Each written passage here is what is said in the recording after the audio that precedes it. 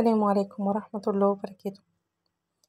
النهاردة هكلمكم على ازاي تعرفي تنظمي يوم ابنك اللي جاي من المدرسة او الكيجي. بصي، اهم حاجة انك تكوني انتي صحيتي بدري معاه ونظمتي نفسك كده وعملتي اكلك وكل حاجة عشان تقدري تستقبليه. دي اهم حاجة. تاني حاجة، سيبيه كده يرتاح شوية وبعدين بقى خليه يشوف اللي وراه. يعني هيجي لو هي بعد ما يغسل ايده ووشه وكده او هياخد الشاور بتاعه لو في الصيف وكده.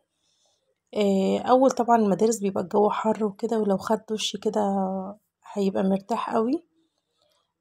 لو ما رضاش طبعا زي الاطفال كلها لا او بتاع وعاند معاكي، يعني يكتفي ان هو يغسل ايده كويس قوي ووشه وكده ورجليه وكده. هو بس سيبيه يرتاح شوية ويكون أكل لقمة كده صغيرة لغاية مثلا لو ميعاد الغدا لسه. لو انتوا بتتغدوا بدري برضو ياريت تحضري بسرعة مثلا وتخليه يتغدى، وبعدين تبتدي بقى ايه، تتكلمي معاه شوية. عملتي ايه اللي حصل في المدرسة او ايه اللي حصل في الكلاس بتاعك، الميس قالت لك ايه. كل ده حاولي تعرفيه منه كده ايه بطريقة دردشة كده حلوة، عشان ما يجيش وقت المذاكرة يقول لك يا ماما ده حصل معايا وده زميلي قال لي كذا وده واحد قال لي كذا.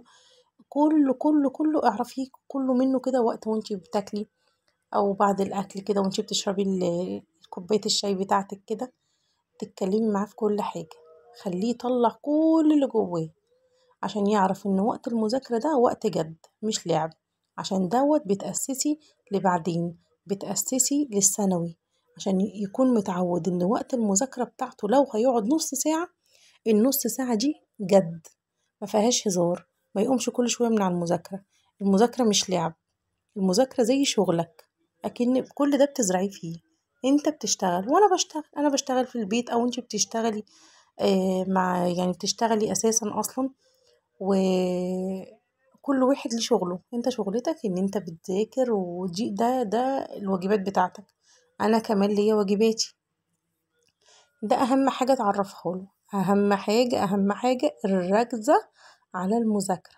يعني تخليه قاعد ومش مدة طويلة، مش شرط مدة طويلة بس ينجز. علميه السرعة في كتابة الواجب والمذاكرة. واهم حاجة خطه برضه يبقى كويس. لما يكتب بخط مش حلو امسحيله وعدليه.